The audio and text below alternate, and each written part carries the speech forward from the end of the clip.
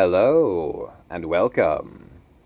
I'll be sharing with you part 2 of the story Het and the Rakshasa, as written by screenname Abbadon from the Kill 6 Billion Demons webcomic. And part 2 is as follows. The land was very foreign to Het, and she held her staff tightly to her as they wandered about the mires that passed for streets in that place.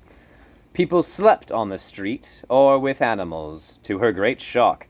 The buildings were low and hunched, and covered in the muck of the earth.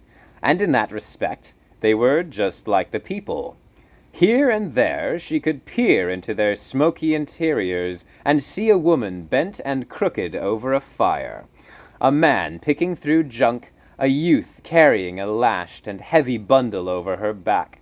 But that was about as much as Het could tell apart, for the muck that covered them made them all look alike. Their eyes were white and hungry, and Het shivered as she passed the listless clusters of them lining the street. The day passed, and the sergeant asked many fine questions as his perfect fingernails tapped the polished hilt of his straight sword. Het and the centurion followed him to and fro, from dwelling to dwelling. The sergeant would knock and bend his handsome head just a little inside. He would step once, twice, great policeman strides, and in his polite way inquire about the terrible happenings in the community. Het was very impressed, for the dwellers were sullen and hard to read with their faces covered in muck. They spoke very little, and Het was sure they were hiding some dark secret away. The sergeant, however, was nonplussed. "I am piecing together, little by little, the location of our monster," he said to Het and the centurion. His back was very straight, and he was utterly confident.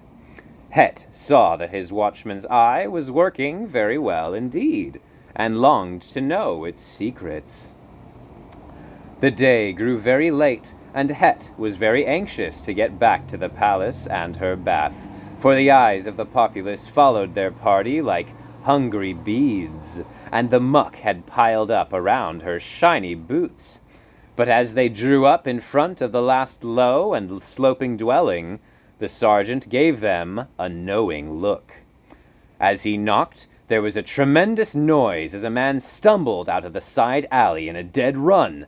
The sergeant gave out a cry, and before Het could even ready her staff, the centurion had closed 30 paces and struck the man down with a single horrifying blow.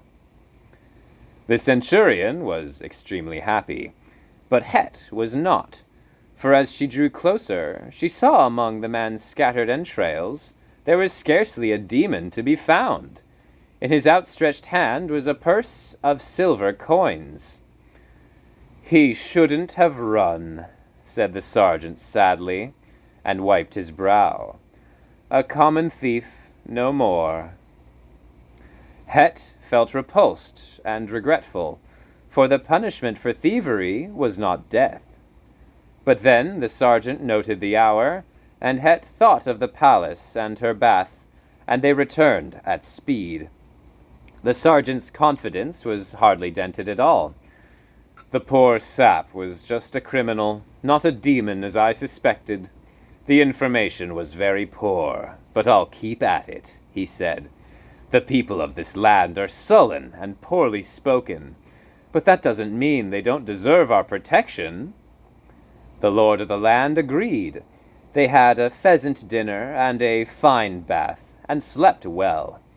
Het, however, could scarcely sleep, and spent her night staring at the muck below. In the morning came tales of dead livestock and stolen milk. This made the sergeant more resolute, and gave Het hope as they set about the town. The centurion followed along eagerly.